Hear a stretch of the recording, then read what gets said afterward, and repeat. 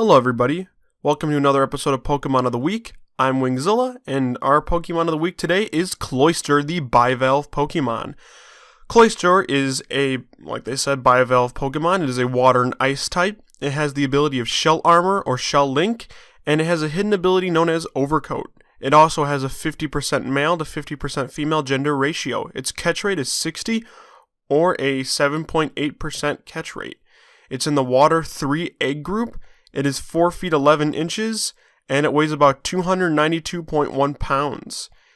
It is number 91 in the Kanto Dex. It is number 172 in Johto. It is in 37 in the Coastal Kalos deck, and is number 116 in the Alolan Dex. With that, it has a base friendship of 70, and its color is purple for the Pokedex color. So the only ways you can get this Pokemon is you can evolve it from Shelder or catch it out in the wild. But to get it from a Shelder, you need to use a Water Stone. So this is one of the few Pokemon that you actually have to have an item to evolve it with. Let's see, its biology. Cloyster is a black pearl-like Pokemon. It's encased inside a light gray shell, which is surrounded by a second jagged blue-violet outer shell casing. It has one barb-like spike protruding from above its head, and multiple horns on its outer shell. Its shell is harder than diamond, with spikes that are even harder. Harsh tidal currents will affect the size and shapes of these spikes. On its pearl-like face, it has 2 white eyes and a mouth. Aside from this, its face and head, its internal anatomy has never been seen. It typically only opens its shell to attack an opponent. However, it's fully capable of retaliating against any enemy with its shell tightly closed, with rapid succession. It launches its spikes at foes, keeping them repelled. Once it has shut itself in, it's impossible to open its shell out from the outside. This impressive defense allows it to withstand anything from a bomb blast to even a missile strike. The same projectile system is used to launch its spikes as it is used for swimming. It swallows seawater and then ejects it toward the rear, propelling it through with a siphon jet propulsion. It lives in the seafloor, nesting among the rocks and coral. So it sounds like this Pokemon's got some pretty weird anatomy, but it sounds really defensive. So that's cool for the biology of the Pokemon.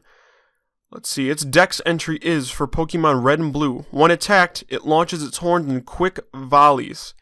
Its innards have never been seen. For Pokemon Gold, it says, once it slams its shell shut, it's impossible to open, even by those with superior strength. For Pokemon Diamond, it fights by keeping its shell tightly shut for protection by shooting spikes to repel foes.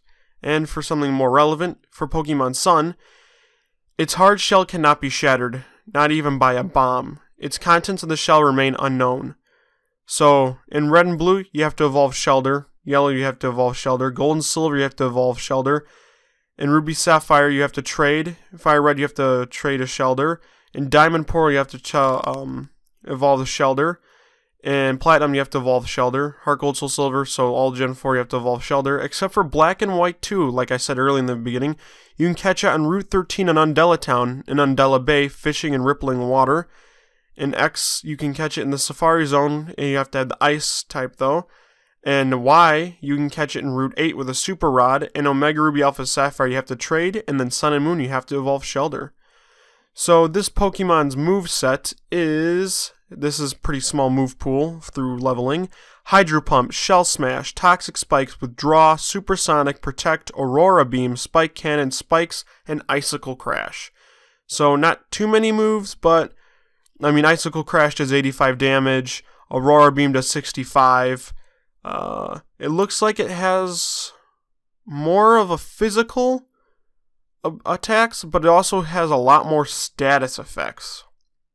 The special and physical attacks are pretty much even in Generation 7. Time to learn the TMs. It can learn, and this is a long list.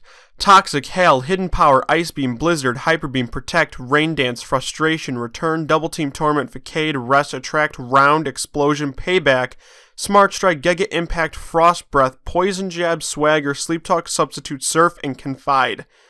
That was just the HMs and TMs, but we got more. This is by breeding. It can learn Aqua Wing, Avalanche, Barrier, Bubble Beam, Icicle Spear, Mud Shot, Rapid Spin, Rock Blast, Screech, Takedown, Twindle, and Water Pulse. So this Pokemon can learn a whole lot. Not to mention that its shiny form looks super cool, as it goes from being this purple to its outer shell is completely blue. So if your favorite color is blue, you can get a blue Shelter.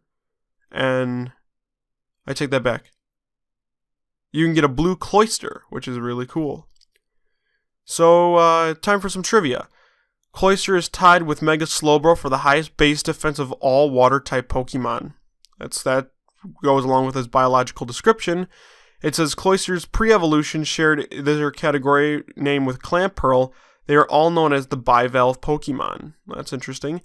Its origin, it appears to be based on a bivalve of the genus Cephalodus with a black pearl as its head. The name and origin, Cloyster may be a combination of clam and oyster. It may also be a play on closer, to succeed, or shelter oneself. And that has been a episode of Pokemon of the Week. So let us know if there's anything great that you wanted to have put up. And we thank you for watching. Don't forget to like and subscribe. And stay posted as we will do another Pokemon of the Week.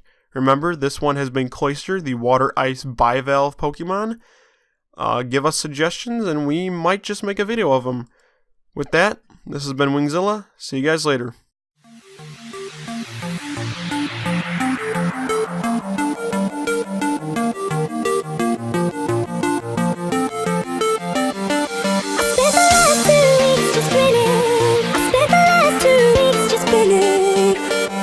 Trying to work you out is killing. Ever since our hearts been missing.